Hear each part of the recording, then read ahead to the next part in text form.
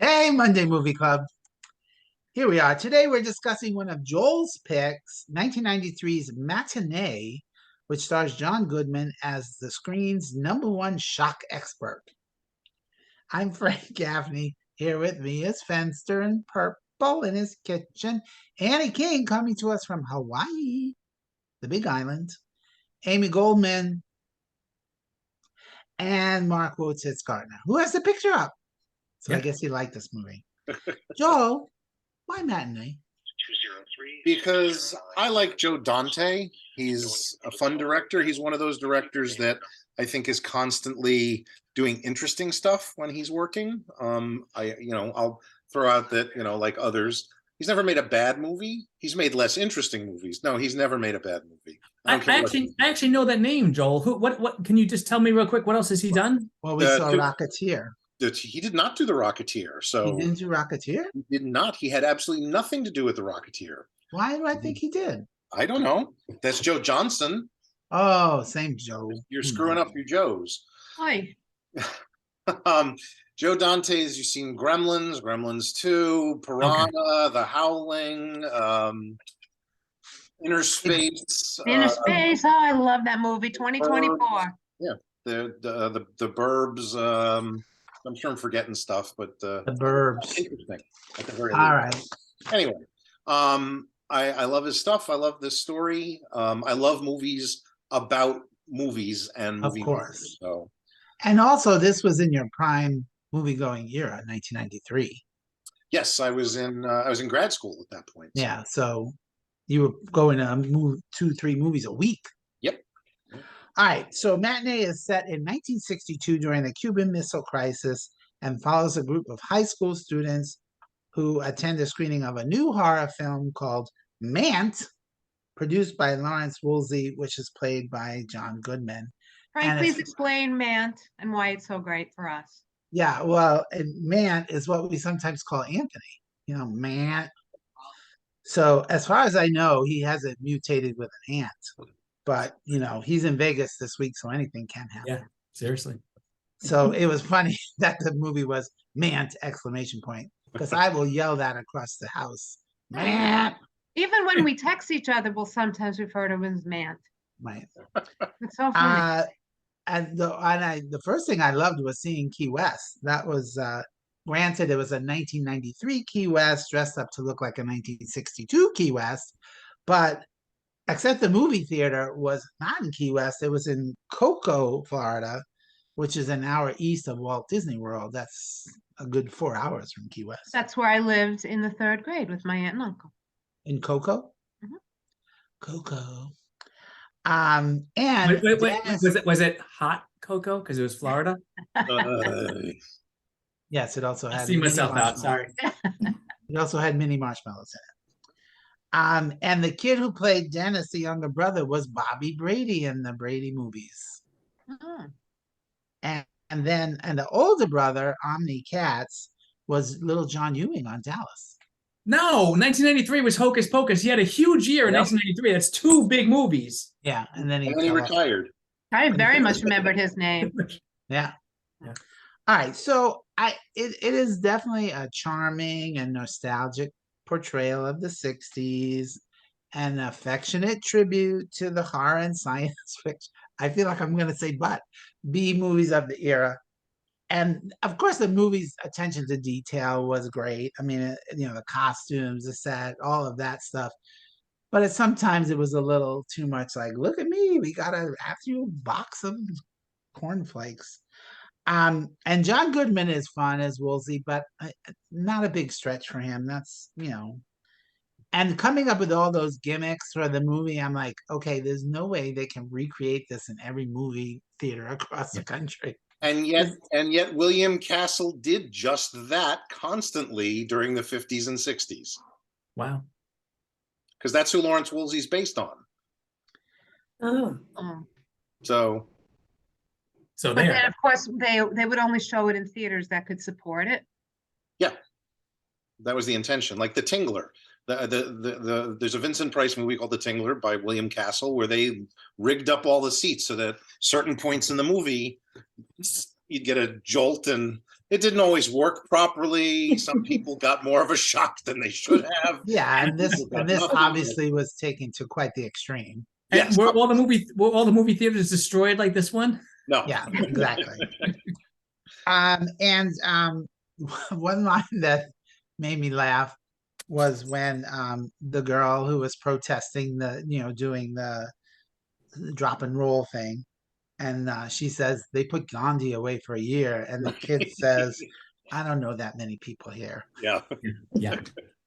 That made me laugh because I mean, obviously he thought it was Gandhi was one of the classmates. Okay.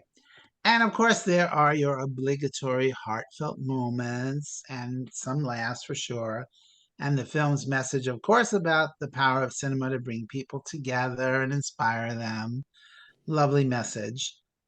But the movie for me didn't really get going until we got to the actual film within the film. Man, it was great fun and to see all those great character actors, I mean, really playing it to the hilt. It was so much fun. They were having the time of their lives doing this schlocky movie. That was definitely for me was the best part of the movie.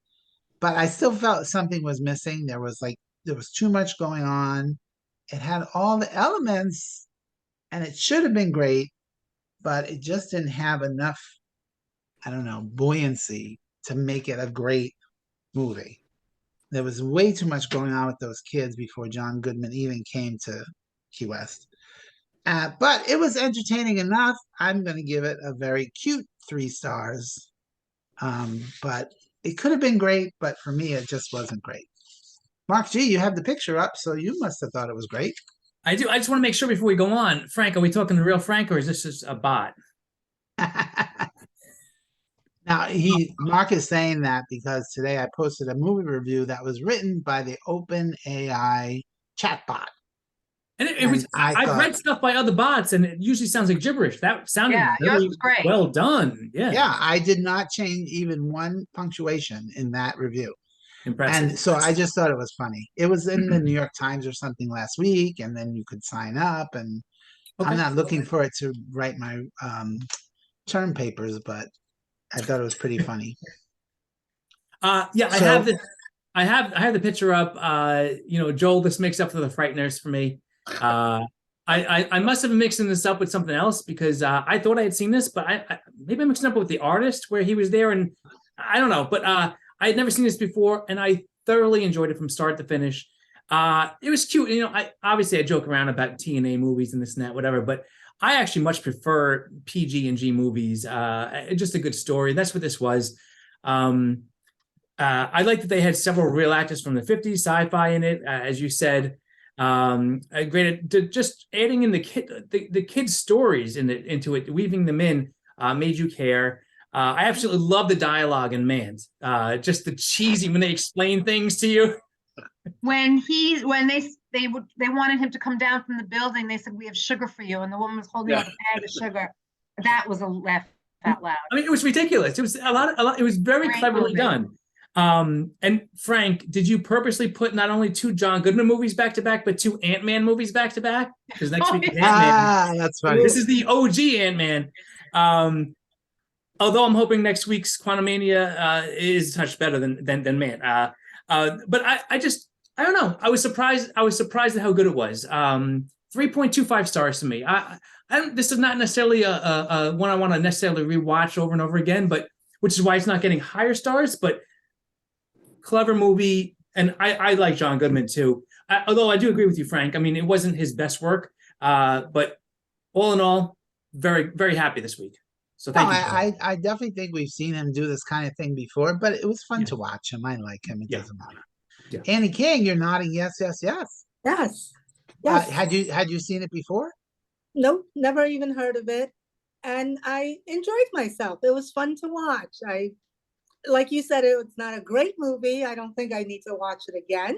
But thank you, Joel, because it was fun. I enjoyed watching it a lot. So I like how, I really actually want to go to Key West now.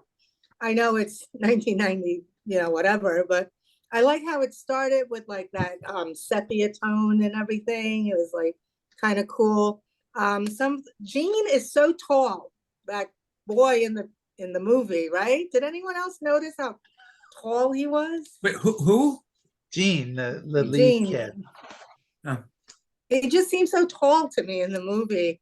I love that you need a release form to watch a movie. That I made me think that laugh. also was something William Castle did, right? Yes, it is. And having the nurse in the lobby. Yep.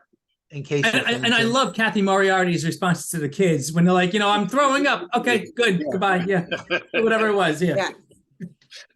And one of the lines, I don't even know who said it, is like, what do you call that thing? And she says, Bill. Bill. Yeah. Cracked me up. Yeah, so there were a lot of good, funny parts. And like Mark said, it was a good movie. I enjoyed it. I enjoyed watching it. So 3.25 stars for me, too. Haim, had you seen it before? You must have I'd heard seen of it, but I'd never saw it. Oh, even with John Goodman? Yeah, yeah, and that was really at his height too. Yeah. And this movie is very much for people who love those schlocky 50s and 60s sci-fi movies, which is probably why I never saw it, because I'm so not into that. Me But too. I liked this movie a lot. I really did, Joel. Thank you. Mant, I would kill to see that movie.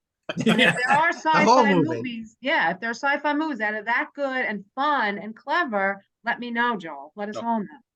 I'll let you know. There were a couple of things I wanted to say, but of course now I forgot. There was a lot of stuff with the kids, but the kids really were the stars of the movie, much more than John Goodman, and every one of them did a great job. And it was great seeing what's her name, the girlfriend. I was like, oh my God, who is that? Why do I know her face? I couldn't remember her name. Now I can't remember her name either. Wait, the little girl? Kelly Martin. Kelly Martin. Yeah. I was like, Oh, oh my God. Life But goes on, yeah. yeah, I didn't, unfortunately didn't take notes, but I enjoyed it the whole time. There were a couple of schlocky moments, like I didn't see really the point of the mother sitting there crying, watching the movies in the middle of the night. I thought that was going to go somewhere, and I thought for sure we were going to see the father at the end, which I thought was a little. Well, I thought at that point, actually, I thought maybe that she got news that the father died. I did too. That's I what did I too, and thought, that's why I yeah. said that didn't even go anywhere. Yeah. But I really liked it. It's a very solid 3.25 stars. Joel, look what you brought to us. I see that. Finally, a movie. I hadn't seen this movie before either. I've seen this movie a number of times. It's Movies about movies. Movies about movies, and it's not just movies about movies. Specifically with the kids, I relate to that in a certain way. Obviously, I'm too young to have lived through the Cuban Missile Crisis, but I can connect to Gene's love of the schlocky horror films because that's what I grew up on. You know, in the Yeah, 70s. you would have been the kid who was like, "Wait a minute, that guy's really an actor, and he was this." Exactly, I would have realized that. You know that you definitely would have been Miller, that kid. Yeah, you know, and you can't have a Joe Dante movie without Dick Miller anyway. So, and I don't know if any of you know this, but the other guy that was working for Woolsey is director John Sayles. So he's done. That was John Sayles? John Sayles. So 8 Men Out, Matewan, City of Hope. Yeah, Dick Miller was in Goonies too, right? Gremlins. Gremlins. Yeah. And he was the guy. I believe he's the same guy who was famously killed by Hannibal Lecter in Silence of the Lambs at the end. Dick Miller? No. Isn't that him? I don't remember Dick Miller being in Silence of the Lambs. I don't think so. I have the wrong guy, maybe. Okay. I'm not going to say no off the top of my head because I have to look it up because there is that Roger Corman connection between Jonathan Demme and Joe Dante because they both worked with Roger Corman in their early days, but I don't remember Dick Miller being in there. I thought he was one of the two cops that at the end when he escapes and takes off the face and everything. He was the one that was hanging up. I'm looking. He looked just like him. I'll go with you though. It must be someone else who looks like him. So anyway, I think it's a charming film. It's a lovely film. I love John Goodman in almost anything, and for this film specifically, the fact that he's relishing the way he plays what is essentially a William Castle knockoff is, I find, both hysterical and charming at times. That he's just able to turn so much on a dime with some of the dialogue and such. Yeah, I don't have much more to say about that. It's for me, it's a 3.5-star film. Without I can see that. doubt. So, Sure. I do recommend, if you've never seen a William Castle film, checking them out. They are as schlocky as Mant is, but they're very different in that sense. Well, so the I obvious think they're a question for little me- more serious than Yeah. the silliness of Mance. Yes, but obvious question for me then is, I don't know when it was, 50s, 60s, 70s, that movie like Ants, when they were gigantic that and you mean attacking them, everyone. Was that them, say again? Oh, them, yes. them. Was that the same director?